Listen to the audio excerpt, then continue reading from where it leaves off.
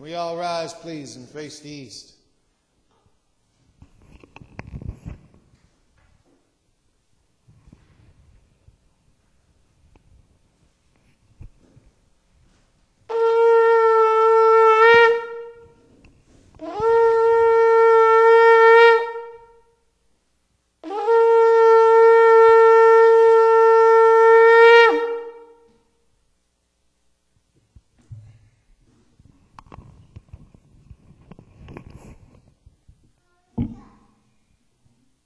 Holy, holy, holy is Jehovah of hosts. The whole earth is full of Yah's glory. Holy, holy, holy is Jehovah of hosts. The whole earth is full of Yah's glory.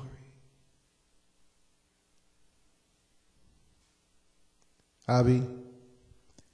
Hazamam Haze, Anido Ze le Ahare Blif Neata,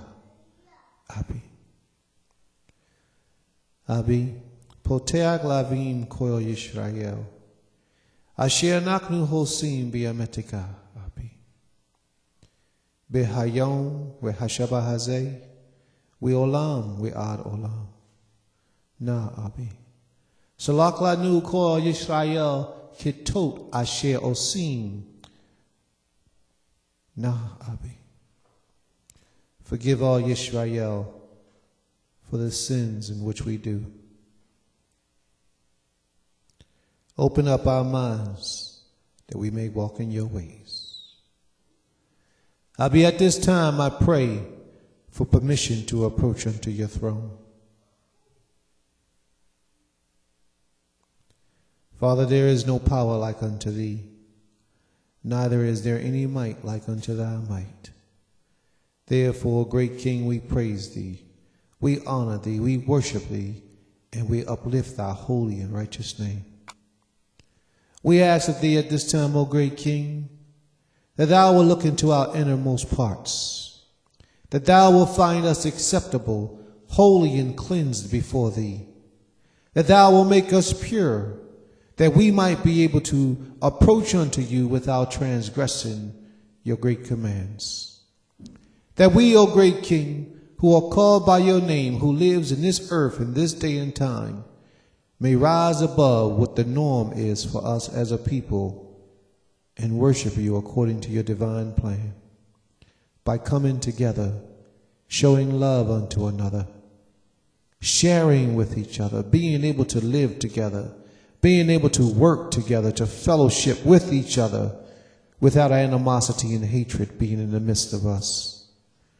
Help us, O Most High, great King, to live according to your divine plan, where we can honor and worship the same power in one household, where we can all humble ourselves before you as you have required for us to do.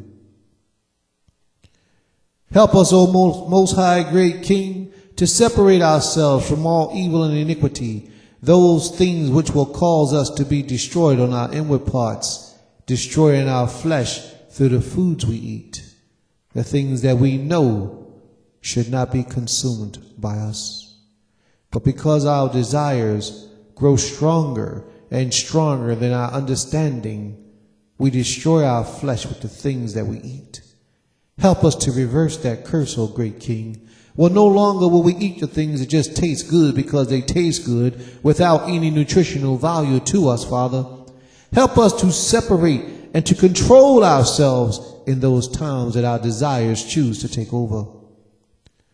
Help us to be strengthened in this light, where we may walk according to your commands and do all that you have for us to do. And when the adversarial spirits enter into us, that we do not give them the victory over our flesh, that we still walk and do the things that are according to your commands, that we live our lives in a way that is acceptable and pleasing unto thee, that we take to heart and sincerity, that if we violate your laws, O Most High, that we could pay with a penalty of death. Help us to serve you, Father, not because we are afraid, but help us to serve you because we desire to out of love, out of the comforts of knowing and appreciating all that you have done for us. Help us to give back unto you freely. For great art thou, O most high great King, and wonderful are thy mighty works. It is unto thee, O great King, that we pray, now and forever. We humbly surrender ourselves, and we all say, Toda Abi.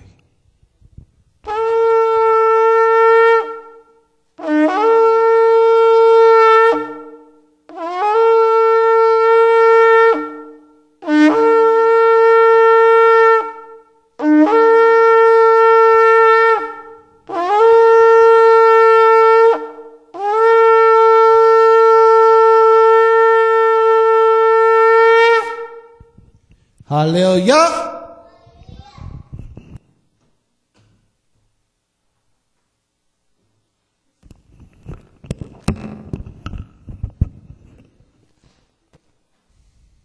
Shalom, family.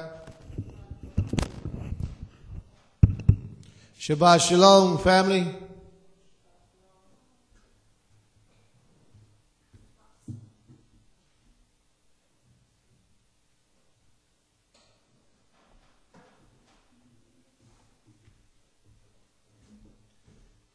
Shabbat shalom, family. Can I get a 7 in the room if we can be heard still, family?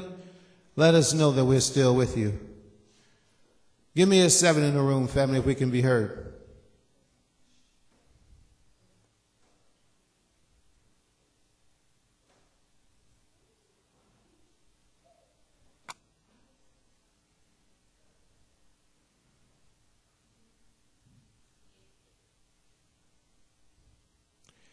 We are Temple Kephirim, located at 7505 Brookhaven Road, Philadelphia, PA 19151. Today's date is April the 17th, 2010. Hallelujah. We have some wonderful lessons to be brought forward today. But before we move forward with our other lessons, we have a small lesson that's going to be presented today by Prince Jr., KJ Kazari Dar Jr. He was supposed to teach for us quite about 2 weeks ago.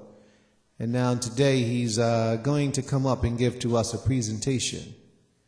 So at this time we ask that you all will rise as we bring on KJ to bring forward his lesson today. Hallelujah.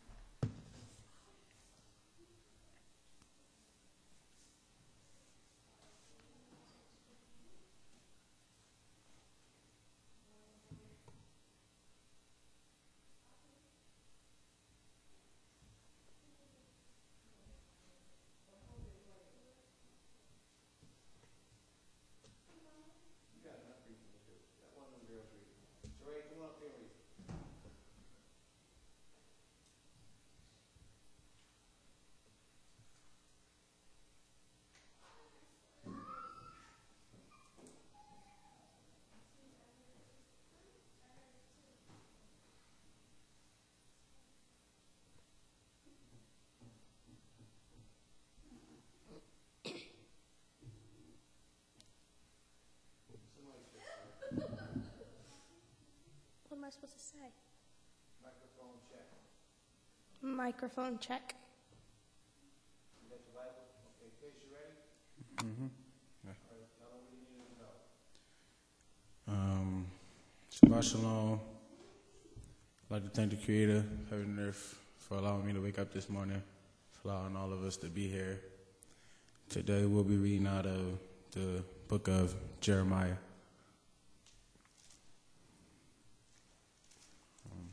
Give y'all a quick preview of the story of Jeremiah, in case any of you haven't read it. It's one of my favorite prophets. He was the son of Hilkiah, out of the town of Anathoth, which is not that far from Jerusalem.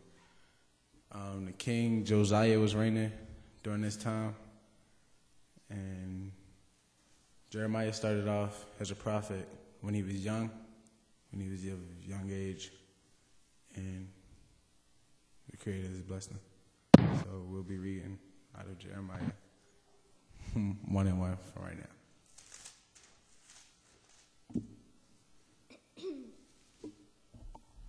Jeremiah chapter 1. The words of Jeremiah, the son of Hilkiah, of the priests that were in Anathoth, in the land of Benjamin, to whom the word of Yahweh came in the days of Josiah, and the son of Ammon, king of Judah, in the 13th year of his reign. It came also in the day of Jehoiakim, the son of Josiah, king of Judah, until the end of the 11th year of Zedekiah, the son of Josiah, king of Judah, until the carrying away of Jerusalem captive in the 5th month. Then the word of Yahweh came unto me, saying, Before I formed thee in the belly, I knew thee, and before thou comest forth out of the womb, I sanctified thee, and I ordained thee a prophet unto the nations. Then said I, Yahweh Elohim, behold, I cannot speak, for I am a child. But Yahweh said unto me, Say not, I am a child, for thou shalt go to all that I shall send thee, and whatsoever I command thee, thou shalt speak. All right. Now, right there is where one reason how we know Jeremiah is he's still young. And we can see from here that the Creator, he doesn't call on you because of your age or because of the age difference you may have, whether you be old. He'll call on you also when you're young, which is another reason why children are still held accountable for the sins that they commit. Because even though they're in a young age, the Creator will still be looking upon them. So, you can go. Jeremiah chapter 1, verse 8. Be not afraid of their faces, for I am with thee to deliver thee, saith Yahweh. Then Yahweh put forth his hand and touched my mouth. And Yahweh said unto me, Behold, I have put my words in thy mouth. See, I have this day set thee over the nations and over the kingdom, to root out and to pull down and to destroy and to throw down, to build and to plant. Moreover, the word of Yahweh came unto me, saying, Jeremiah, what seest thou? And I said, I see a rod of an almond tree. Then said Yahweh unto me, Thou hast well seen, for I will hasten my words to perform it. And the word of Yahweh came unto me the second time, saying, What seest thou? And I said, I see a seeth pot, and the face thereof is toward the north. Then Yahweh said unto me, Out of the north an evil shall break forth upon the inhabitants of the land. For lo, I will call all of the families of the kingdom of the north, saith Yahweh. And they shall come, and they shall set everything on his throne at the entering of the gates of Jerusalem, and against all the walls thereof round about, and against all the cities in Judah. And I will utter my judgments against them, touching all their wickedness, who have forsaken me, and have burnt incense unto other gods, and worshipped their works of their own hands. Thou therefore gird up thy loins, and arise, and speak unto them all that I command thee. Be not dismayed at their face, lest I confound thee before them. For behold, I have made thee this day a defense city and an iron pillar, and brazen walls against the whole land, against the king of Judah, against the princes thereof, against the priests thereof, and against the people of the land. And they shall fight against thee, but they shall not prevail against thee, for I am with thee, saith Yahweh, to deliver thee. Okay, and that was Jeremiah's first vision as a prophet. The Creator told him about, which I believe is the Babylonian captivity that we will be soon going into, and about all the evils within the people. So we're going to read on to chapter 2. Jeremiah chapter 2, verse 1. Moreover, the word of Yahweh came to me, saying, Go and cry in the ears of Jerusalem, saying, Thus saith Yahweh, I remember thee, the kindness of thy youth, the love of thine espousals. Even thou wentest after me in the wilderness, in a land that was not sown. Israel was holiness unto Yahweh, and the first fruits of his increase, all that devour him shall offend. Evil shall come upon them, saith Yahweh. Hear ye the word of Yahweh, O house of Jacob, and all the families of the house of Israel. Thus saith Yahweh, what iniquities have your fathers found in me, that they are gone far from me, and have walked after vanity, and are become vain. Neither say they, Where is Yahweh that brought us up out of the land of Egypt, that led us through the wilderness, through the land of the deserts and of the pits, through a land of drought and of the shadow of death, through a land that no man passes through, and where no man dwelt. And I brought you into a plentiful country to eat the fruits thereof and the goodness thereof. But when ye entered, ye defiled my lands, and made mine heritage an abomination. Well, right now, the Creator is talking to the people, telling them about what he's done for them and he's going to go into how the people haven't really returned the favor unto him. What? And I brought you into a plentiful country to eat the fruits there. Did I just read this? Yeah, I did. Jeremiah 2, verse 8. The priest said not, Where is Yahweh? And they that handle the law knew it. Knew me not. Knew me not. The pastors also transgressed against me, and the prophets prophesied by Baal, and walked after things that do not profit. Wherefore I will yet plead with you, saith Yahweh, and with your children's children will I plead. For pass over the isles of Chittim, and see, and send unto Kedar, and consider diligently, and see if there be such a thing. Hath a nation changed their gods, which are yet no God? But my people have changed their glory for that which doeth not profit. Be astonished, O ye heavens, at this, and be horribly afraid. Be ye very desolate, saith Yahweh. For my people have committed two evils. They have forsaken me, the fountain of living water, and have hewed them out cisterns, broken cisterns that can hold no water. Is Israel a servant? Is he a homeborn slave? Why is he spoiled? The young lions roared upon him and yelled, and they made his land waste. His cities are burned without inhabitants. Also the children of Noph and Tahapanes have broken the crown of thy head. Hast thou not procured this unto thyself? And that thou hast forsaken Yahweh thy Elohim when he led thee by the way? Okay, all right. Now, the Creator is talking to the children of Israel. Well, I think he's talking to Jeremiah, but he's complaining about the sins of the children of Israel, about how he's always been there looking out for us, but yet we still haven't really lived up to our part of the deal. And we've been serving other gods and still sinning and not really following His commandments the way that we should have been. Sorry. Okay. Well, we should have been listening to Him. Like, during this time, we not as on the right path as we could have been, like following the commandments truly. And there was still idolaters within the nation. There were idolaters in the nation, not the entire nation, because there were some people still serving other deities, and like Jerusalem and stuff, they still had. What about today? Today? Well, today is definitely, a lot of us are idolaters.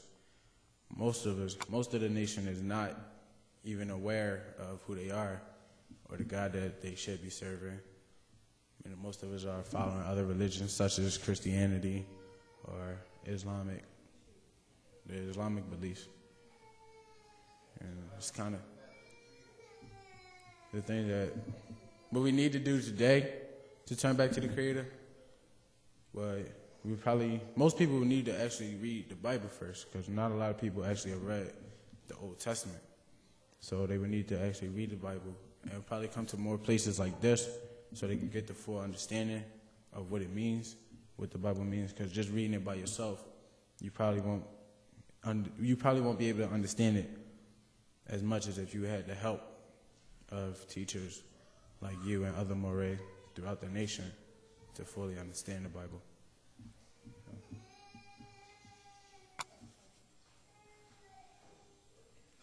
Read on.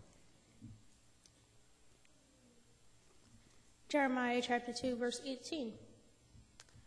And now what hast thou to do in the way of Egypt to drink the waters of Sihor? And what hast thou to do in the way of Assyria to drink the waters of the river? Thine of wickedness shall correct thee, and thy slidings shall reprove thee. Know therefore and see that it is an evil thing and bitter that thou hast forsaken Yehovah thy Elohim, and that my fear is not in thee, saith Yehovah Elohim of hosts. For of old time I have broken thy yoke and burst thy bands, and thou sayest, I would not transgress, when upon every high hill and under every green tree thou wanderest playing the harlot. Yet I had planted thee a noble vine, wholly of right seed. How then art thou turned into the degenerate plant of a strange vine unto me? For though thou wash thee with nitrate and take thee much soap, yet thine iniquity is marked before me, saith Yehovah Elohim. How canst thou say, I am not polluted, I have not gone after Baalim? See thy way in the valley, know what thou hast done. Thou art a swift dromedary traversing her ways. A wild donkey used to the wilderness, that sniffeth up the wind at her pleasure, and her occasion who can turn her away. All they that seeketh her will not weary themselves. In her month they shall find her. Withhold thy foot from being unshod, and thy throats from thirst, but thou sayest, there is no hope, no. For I have loved strangers, and after them will I go. As a thief is ashamed when he is found, so is the house of Israel ashamed. They, their king, their princes, and their priests, and their prophets, saying to a stock, Thou art my father, and to a stone, Thou hast brought me forth, for they have turned their backs unto me, and not their face. But in the time of their troubles they will say, Arise and save us. But where are the gods that thou hast made thee? Let them arise, if they can save thee in the time of the trouble. For according to the numbers of the cities are thy gods, O Judah. Wherefore will ye plead with me? Ye all have transgressed against me, saith Jehovah. In vain I have smitten your children, they received no corrections. Your own sword hath devoured your prophets like a destroying lion. O generations, see ye the word of Jehovah. Have I been a wilderness unto Israel, a land of darkness? Wherefore saith my people, we are Elohim's. We will come no more unto thee. Can a maid forget her ornaments, or a bride her attire? Yet my people have forgotten me days without number. All right. Well, there he's still talking to the nation of Israel, talking about how we have forgotten about him as our God. We haven't really been serving him as we should have been. But now we're going to go to Jeremiah chapter 11, where Jeremiah actually begins to speak to the people and telling them about their sins. Now we're going to start at chapter 10 first.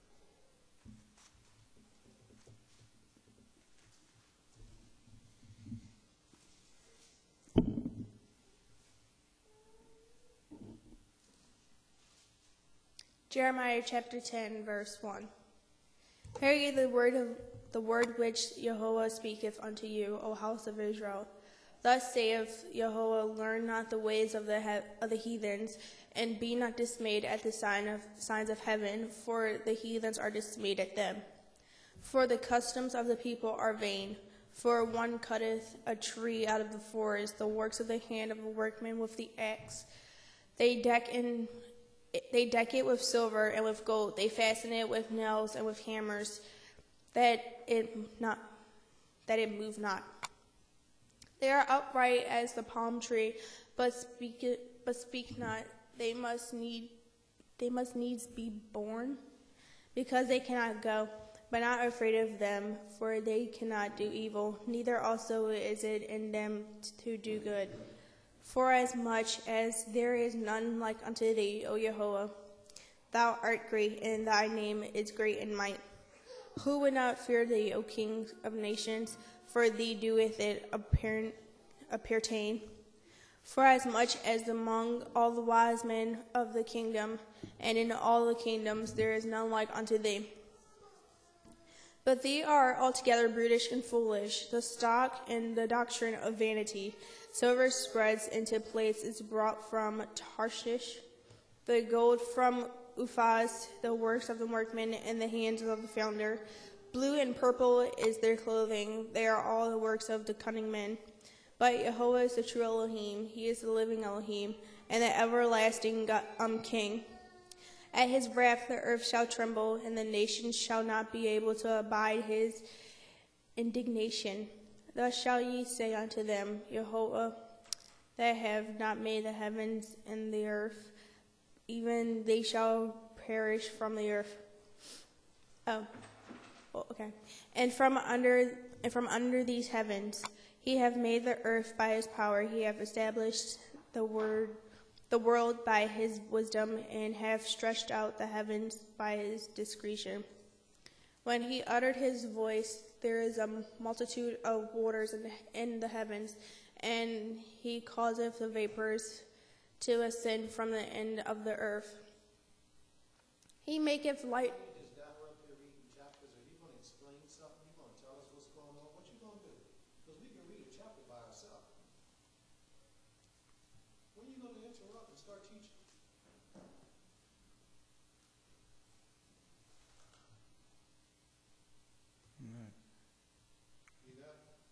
I wasn't yet. I wasn't done writing for her to read. Two books, and you said 3 words. That's not the job of a teacher. The job of a teacher is to help to educate people. If you don't prepare properly, this is how you'll approach life, just like you're doing right now.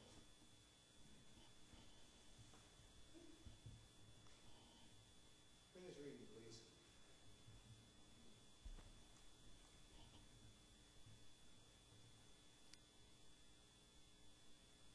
He maketh lightning with rain, and bringeth forth the wind out of his treasures.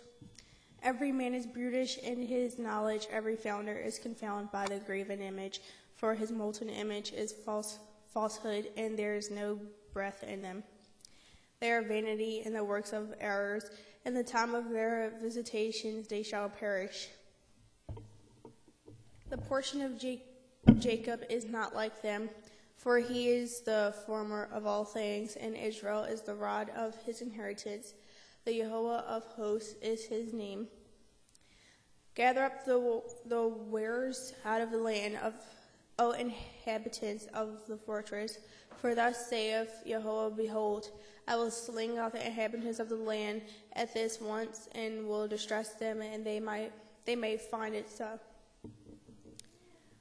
Woe is me for my hurt, my wound is grievous, but I said, truly, this is a grief, and I must bear it. My tabernacle is spoiled, and all my cords are broken. My children are gone forth of me, and they are not. There is none to stretch us forth my tent anymore, and to set up my curtains. All right, we're going to move to chapter 11, where Jeremiah starts to actually complain to the people and telling them of their sins and about how the Creator is feeling towards them.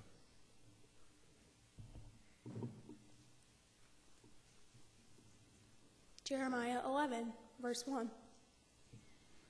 The word that came to Jeremiah from Yehovah, saying, Hear ye the words of this covenant, and speak unto the men of Judah, and to the inhabitants of Jerusalem. And say thou unto them, Thus saith Yehovah Elohim of Israel, Cursed by the man that obeyeth not the words of this covenant, which I command you your fathers in the day that I brought them forth out of the land of Egypt from the iron furnace, saying, Obey my voice, and do them according to all which I command you. So shall ye be my people, and I will be your Elohim, that I may perform the oath which I have sworn unto your fathers, to give them the land flowing with milk and honey, as it is this day. Then answered I and said, So be it, O Yehovah. Then Yehovah say unto me, Proclaim all these words in the cities of Judah and in the streets of Jerusalem, saying, Hear ye the words of this covenant, and do them. For I earnestly protested unto your fathers in the day that I brought them up out of the land of Egypt, even unto this day, rising early and protesting, saying, Obey my voice.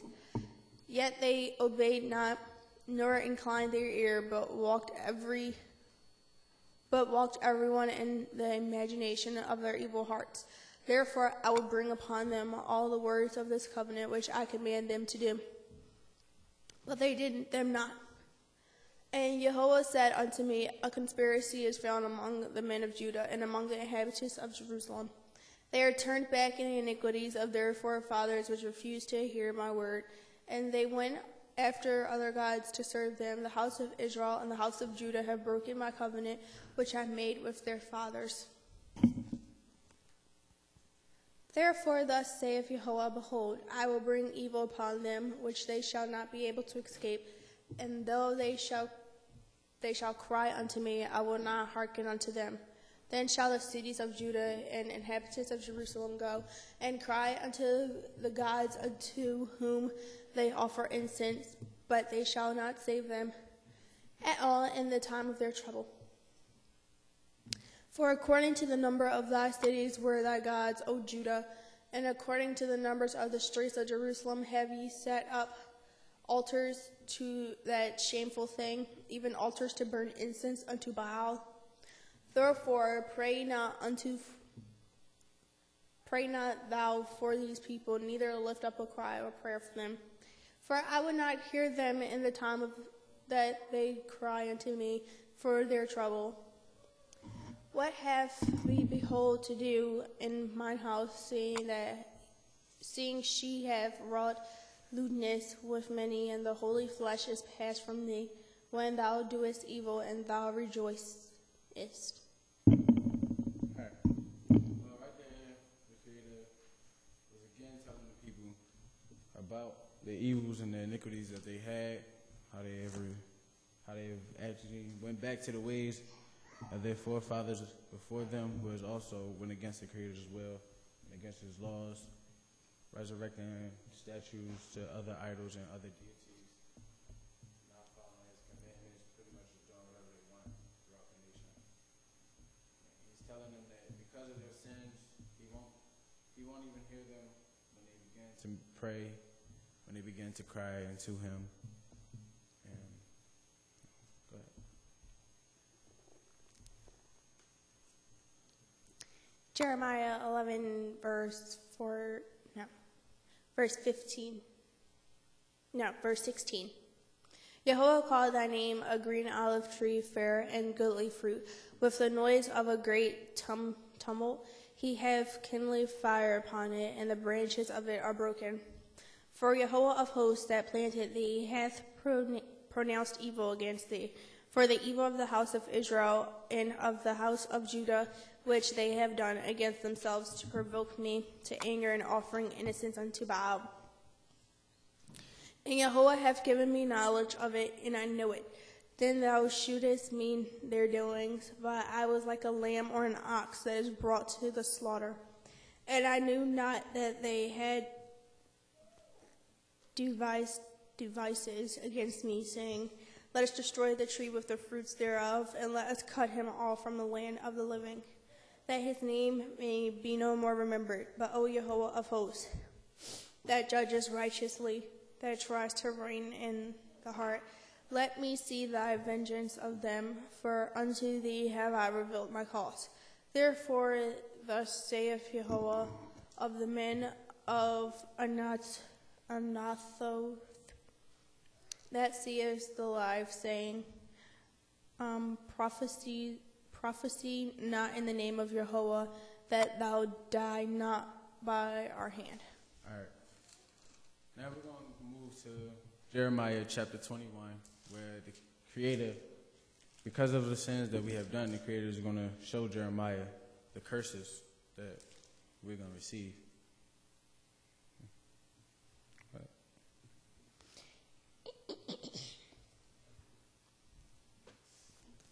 Jeremiah chapter 21, verse 1. The word which came unto Jeremiah from Yehovah, when King Zedekiah sent unto him Pashur the son of Malachi, and Zephaniah the son of Messiah the priest, saying, inquire, I pray thee, of Yehovah for us, for Nebuchadnezzar king of Babylon maketh war against us. If so be that Yehovah will deal with us according to all his wondrous works, that he may go up from us. Then said Jeremiah unto them, Thus shall ye say to Zedekiah, Thus saith Yehovah Elohim of Israel, Behold, I would turn back the weapons of the war that are in your hands, wherewith ye fight against the king of Babylon, and ask the Chaldeans which besiege you without the walls, and I would assemble them into the midst of the city. And I myself will fight against you with an outstretched hand and with a strong arm, even in anger and in fury and in great wrath. And I will smite the inhabitants of the city, both man and beast. They shall die of a great pestilence. And afterwards, saith Yehovah, I will deliver Zedekiah, king of Judah, and his servants and the people, and such are left in the city from the pestilence, from the sword and from the famine, into the land of Nebuchadnezzar, king of Babylon, and into the hand of their enemies, and into the hand of those that seeketh their life. And he shall smite them with the edge of the sword, and he shall not spare them, neither have pity nor have mercy.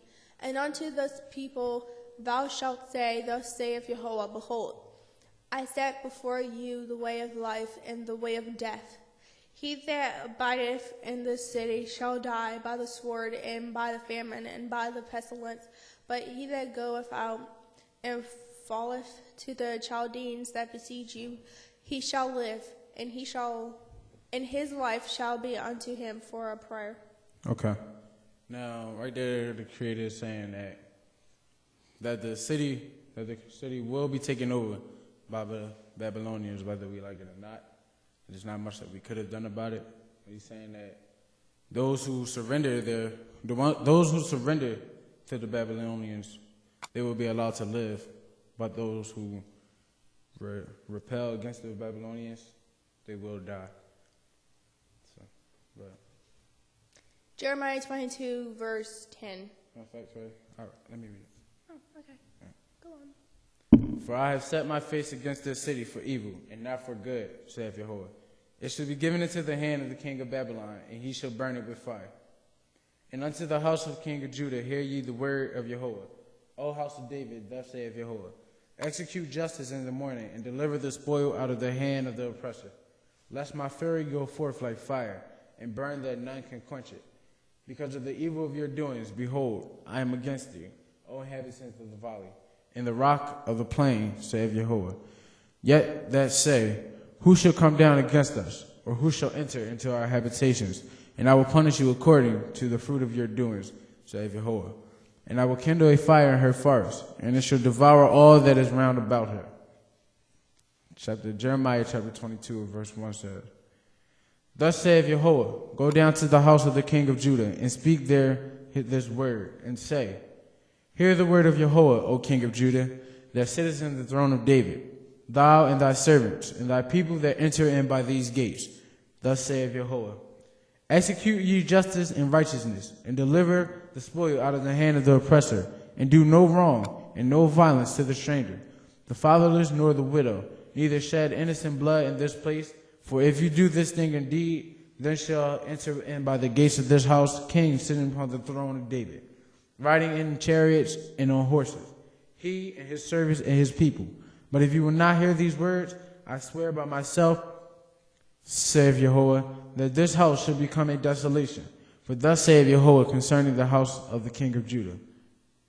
Thou art Gilead unto me, thou the head of Lebanon. Yet surely I will make thee a wilderness, cities which are not inhabited. And I will prepare destroyers against thee, everyone with his weapons, and they shall cut down thy choice cedars. He's pretty much telling them, like he's giving them two options. He's saying, listen. He says, listen to me, and your sons shall rule, and your sons will continue to rule throughout the nation. And if you don't listen to me, then I'm going to have another nation come in and completely destroy you. End of verse 7. And cast them into the fire. And many nations shall pass by this city, and they shall say, every man to his neighbor, Wherefore have Jehovah done this unto the great city? Then they shall answer, because they forsook the covenant of Jehovah the Elohim, and worship other gods, and serve them. So he's going to make it so bad, where other nations are going to look and say, wow, did the Creator really do that to his own people? And in verse 10 he said, Weep ye not for the dead, neither bemoan him, but weep sore for him that goeth away, for he shall return no more, nor see his native country. For thus saith Jehovah touching Shallum, the son of Josiah, king of Judah, who reigned instead of Josiah his father, and who went forth out of this place. He shall not return thither any more, but in the place whither they have led him captive, there shall he die, and he shall see this land no more. Woe unto him that buildeth his house by uprightness, and his chambers by injustice, that useth his neighbor's service without wages, and giveth him not his hire. That saith, I will build me a wide house, and a spacious chambers, and cutteth him out of windows, and it is sealed with cedar, and painted with vermilion. Shalt thou reign, because thou strivest to excel in cedar? Did not thy father eat and drink and do justice and righteousness? Then it was well with him. He judged the cause of the poor and needy. Then it was well. Is it not to know me, saith Jehovah? But thine eyes and thy heart are not but for the covetousness and for shedding of innocent blood, and for oppression and for violence to do it. Therefore thus saith Jehovah concerning Jehoiakim, the son of Josiah, the king of Judah, Thou shalt not lament for him. I, my brother, or I, sister, thou shalt not lament for him. I, Lord, or I, his glory. He shall not be buried with the burial of a donkey, drawn and cast forth beyond the gates of Jerusalem. And I'm going to skip down to chapter 23, and this will be the end of it. Woe unto the shepherds that destroy and scatter the sheep of my pasture, saith Jehovah. Therefore thus saith Jehovah Elohim of Israel against the shepherds that feed my people. Ye have scattered my flock and driven them away, and have not taken care of them. Behold, I will visit upon you the evil of your doing, saith Jehovah, and I will gather the remnant of my flock out of all countries whither I have driven them, and will bring them back their folds. And they shall be fruitful and multiply, and I will set up shepherds over them, who shall feed them, and they shall fear no more, nor be dismayed, neither shall any be lacking, saith to Jehovah. Now the Creator is talking to the king and the leaders of the people at this time, and telling them how they have led their people astray, and how it's basically the leader's fault why the people aren't as righteous as they could have been. And this kind of reminds me of what the Creator promised for us today, how we are scattered throughout, and the leaders of our people, the government, they are all evil, and how he's going to bring us out again and re-rise the nation up. Verse 5. Behold, the day comes, saith Jehovah, that I will raise unto David a righteous shoot, and he shall reign as king and prosper, and shall execute justice and righteousness in the land. In his days Judah shall be saved, and Israel shall dwell safely. And this in his name whereby shall he be called. Jehovah is our righteousness. Therefore, behold, the days come, saith Jehovah, and they shall no more say, as Jehovah liveth, that brought up the children of Israel out of the land of Egypt. But as Jehovah liveth, that brought up the land, that brought up and led the seed of the house of Israel out of the north country, and from all the countries whither I had driven them, and they shall dwell in their own land. Yeah. That's again the Creator telling them how he's going to bring the people up, how he's going to regather them and have to rebuild them up again in a whole different country, as he shall show us in these days and times again. Hallelujah. That is the end of my lesson for today.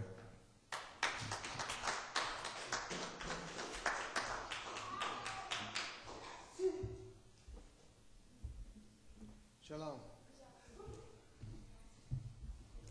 Shabbat shalom, family.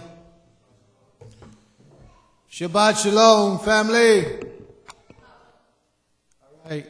Let's see if the room is still live. Do we have any volume in the room?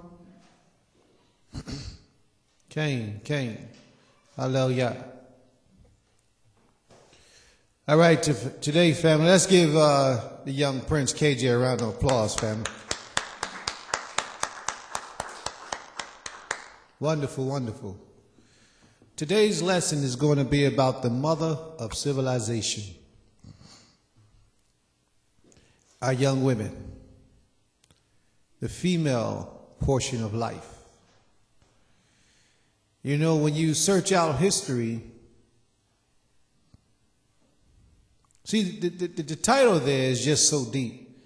It could go into so many different things, so many different areas of life. And one day, maybe I'll do a real deep lesson on that topic, because you can go so deep with the mother of civilization. But right now, in this portion of our explanation and understandings that we want to deliver to you, we briefly want to touch on the mothers of civilization as it is today. Our young women today that are found with child, and how society views our young women and some of the things that our young women can do to make life better for themselves and for others. So we're going to start our lesson today. We have Imanamia to come up and to read a lesson, a portion of the lessons, and we will capitalize on these words through the teachings. Hallelujah. So let's all give Ima a round of applause, please.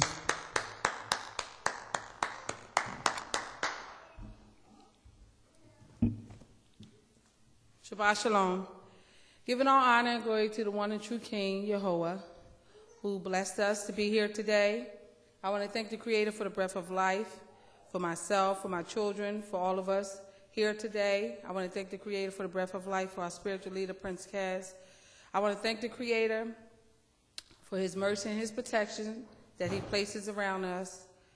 I want to thank Yah just for the love that he shows for his people, Israel, and the safety that he gives us, knowing that if we rely on him wholeheartedly, that he'll deliver us out of any situation. We're going to have to go through it, but we know in our heart that the deliverance is coming. So I thank the Creator for being who he is, most powerful, undescribable, and all-knowing and merciful. Toda Yehovah.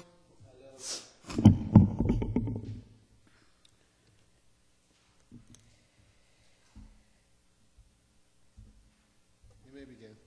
All right, it says, why is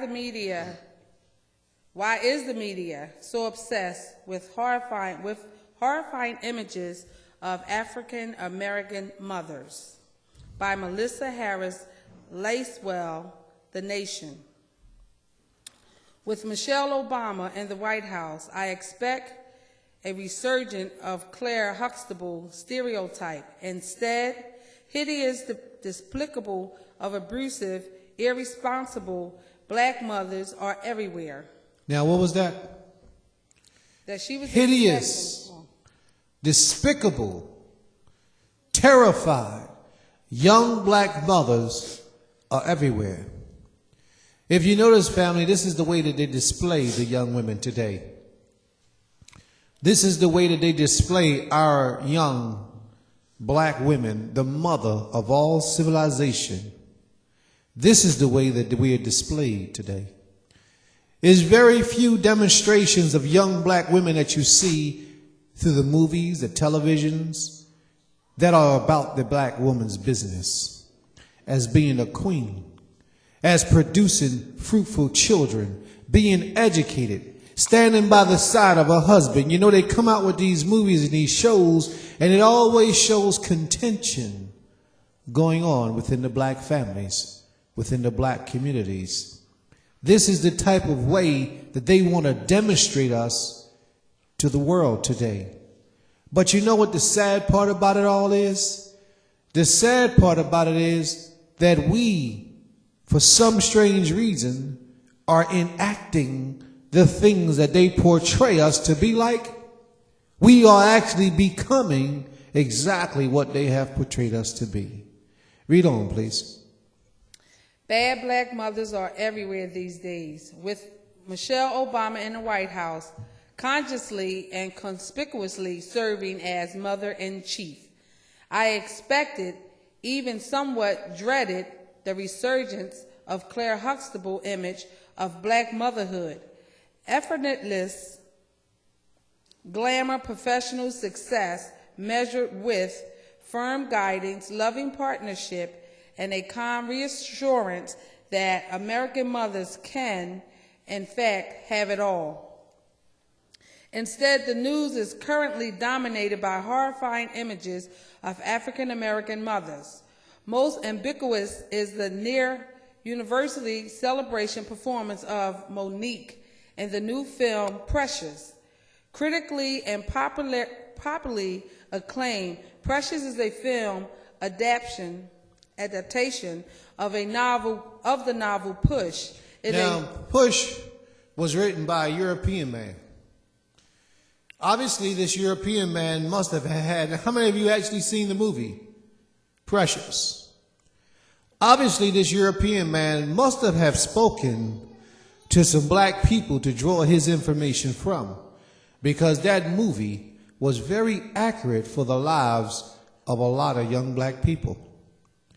It was very accurate for the lives. I mean, there was a lot of exaggerations in the point, but it was very accurate on the most part. You know what the sad part about this is? Some of us who are not living this way, we don't get to experience the realities of others. Some people that I know actually grow up just like the young woman in the movie Precious, if not worse. If not worse. So this author had to have spoken to or been involved in the life of somebody who actually portrayed these type of characteristics in the movie. Now, was this movie put out there to awaken us or to cause us to go docile in mind and continue to live in that frame of mind. I would pray that we will utilize movies such as that to prevent any such things from happening in the future with our people. Read on, please. It is the story of an illiterate, obese, dark-skinned teenager who is pregnant for the second time with her rapist father's child. Now, these are a lot of the things of reality that places like this, when I say places like this, I mean religious institutions, they try to cover up or hide as if these things are not taking place. As if all the people who come up in these households, the daddy is not doing evil to the daughters or to the neighbor's daughters or to their children, girlfriends. So you have to understand, family, that the reality of the condition that we are in, we're not just suffering because we eat pork, some of us. We're not just suffering because we violate the Shabbat day, some of us. On a wide scale, it may not be you, but it doesn't mean that it's not the reality of somebody else's life. A lot of evil things are taking place behind the scenes, and the Most High sees all. So when the Most High brings his punishment and his shame upon a people, a lot of times we might not understand why, but there's definitely a reason for the Most High's chastisement. Definitely. Read on, please. Think The Color Purple in a 1980 inner city rather than 1930 rural Georgia. At the core of the film is Precious' unimaginable, brutal mother. She is an unredeeming monster who brutalizes her daughter verbally, emotionally, physically, and sexually. The mother pimps both her daughter and the government, stealing her daughter's childhood and her welfare payments. See, the mother pimped both the daughter and the mother pimped the government, which means that what the mother did, and these are the realities in the lives of a lot of our people, we must return back to the Creator in our whole essence. We must begin to serve this King like never before. What the mother did was the mother would, when Precious would get her food stamps or her money from her child, the mother would take and consume and utilize those funds for whatever the mother wanted to do. Now, I don't recall in the movie of the mother being hooked on drugs. Any of you remember that? But in the stories of real life, a lot of these parents are on drugs. Either the father, the mother, or maybe them both. And these drugs, because they're on drugs, it's very difficult for the children to have a decent living, to have a decent life. These are a lot of the things that the Father is angry with us about, the conditions that we place ourselves in voluntarily. Read on, please. The mother of 5-year-old Shania Davis. This is a true life story. This is not something that they made up in a movie. This is a true life story. Read on. The mother of 5-year-old Shania Davis, just as Precious was opening the national audience, a real-life collateral emerged in the news cycle. When 5-year-old Shania Davis was found dead along a roadside in North Carolina. How old was she? She was 5. Now, how innocent could she be? But I'm going to tell you, children, pay attention. Watch how gruesome of a life this 5-year-old girl had experienced at the hand of her mother. The mother of all civilization have fallen so far. Sisters, where are you? We need you, sisters. We need you. Every one of you, we need. For without you, sisters, we could do nothing. We could be nothing. They understood that when they destroyed the minds of the black sisters, that they was destroying the nation. Once they corrupted the minds of the black sisters, they destroyed and they conquered greatly. It started off in the Garden of Eden. Remember that man, that serpent? I call him a man. Remember that entity? The adversarial force that was in the Garden of Eden? Why didn't he approach the man and just destroy the man and beat the man down or get the man to do evil? Because he knew if he did just the man, that the man might bounce back. But what he did was he attacked the man's woman. He went for the long haul. He went for the long haul. That's right. And he destroyed a whole nation, a whole civilization of people by destroying the womb that everything is to come out of. Do you know what it's like to destroy a nation by destroying its soil? I need you to examine this for a minute. If they wanted to kill a whole nation of people, all they would have to do is destroy the ground that the food comes from. If they could destroy the ground or pollute the ground, then everything that issued forward from the ground would be contaminated with that poison. Same thing happened with Hava. Every piece of living human organism that issued forward from Hava was contaminated with poison. Once she had partaken of the fruit of the tree of knowledge of good and evil. The adversary knew how to destroy a people and how to cause a people to destroy themselves. The Most High says for us to do good, and we shall overpower the adversarial forces. But that thing that Haba allowed to be entered into her is that thing that allows our subconscious mind to be prone toward negativity, to be prone toward evil, to desire evil over righteousness. We have more fun when we do evil. Righteous things is boring to us. Righteous things don't make me laugh, and it don't make me feel a certain kind of way when you're not filled with the spirit of righteousness.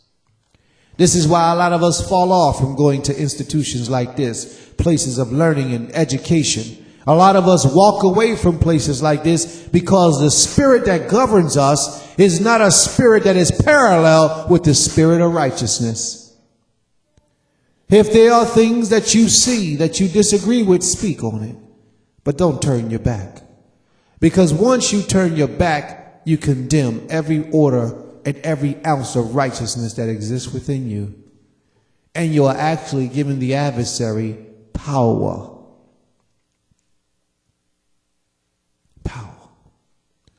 Once she laid down and produced seed after she had eaten and partaken of that tree, everything that she produced from that day forward was tainted with a spirit of evil. Watch how wild the people got when we get the opportunity to read Genesis. Watch how wild the people had became. The people had became so wild in their nature that the Most High had to wipe them out. He said, both man and beast has become corruptible before me. And he had to wipe them out because we had gotten that evil. Let's read on and let's see what happens. Mother of all civilization, where art thou? Her mother, a 25-year-old woman. This is a 5-year-old girl that we're speaking about, that they found her body along the road in Georgia. Her dead body, her carcass, was found alongside of the road in Georgia. Read on, please. Her mother, a woman of 25 years with a history of drug abuse, A 25-year-old black woman with a history of drug abuse. Now, what was her life like? 25 years old with a baby, with a child. How many options did she have in life? How many doors was open to her? How many different preachers and teachers was in her face trying to speak to her? How many men had entered into her? What types of things would affect her in her life that she would do such horrible things to her seed? Now, I stop you there because I want you to look at your next door neighbor. I want you to look at your daughter or your aunt or your cousin. I need you to look at the mother of all civilization, no matter what age she's on. And ask yourself, what will possess her to do what this woman is about to do to her own seed? 25 years old and on drugs. Beautiful black young woman.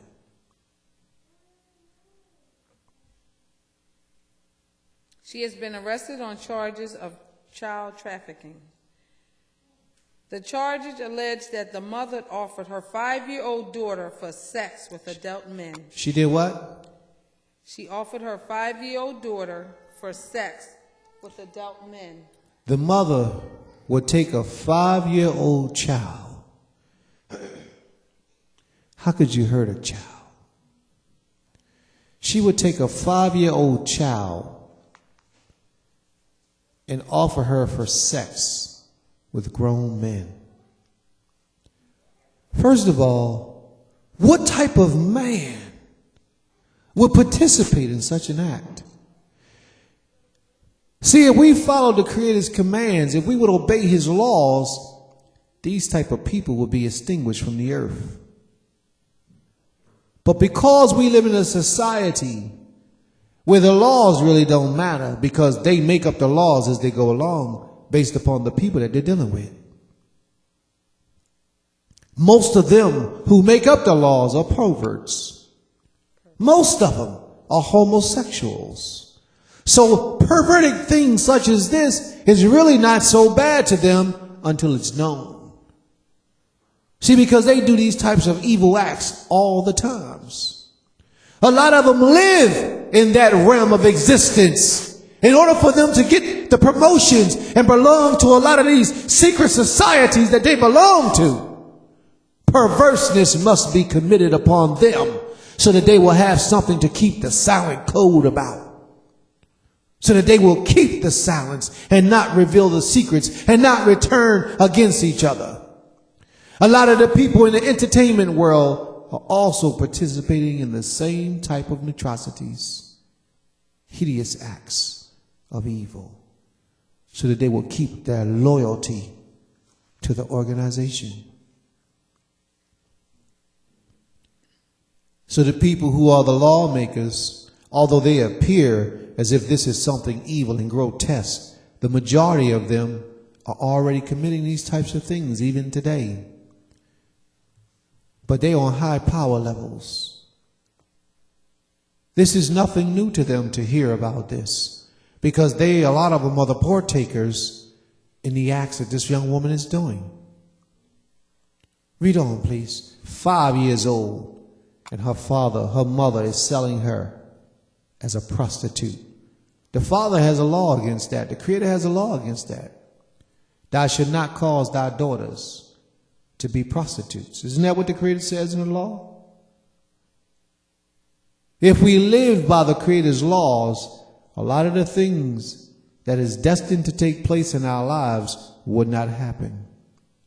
They're destined to take place because the cycle of life that we have chosen to live by is a cycle of life that is unpleasing to the Creator of all creation. Read on, Emma. Yet another black mother made headlines in the past week. Now watch this. This young black mother made headlines because she wouldn't allow her child. The first mother made because she allowed her child to be sold for sex. But then another mother's going to meet trouble because she would not allow her child to do something. And let's read on and let's see. Yet another black mother made headlines in the past week when U.S. soldier Alex Hutchinson refused to report for deployment to Afghanistan. Hutchinson is a single mother of an infant and was unable to find suitable care for her son before she deployed. She had initially turned to her own mother, who found it impossible to care for the child because of prior caregiving commitments. Stuck without reasonable accommodations, Hutchinson chose not to deploy. Hutchinson's son was temporarily placed in foster care. She faces charges and possible jail time. Now she's trying to be a mother. That woman was doing something honorable, but yet she was punished for it. Beat down, destroyed, put in jail, incarcerated, because she wanted to be a mother to her child. What do they prefer?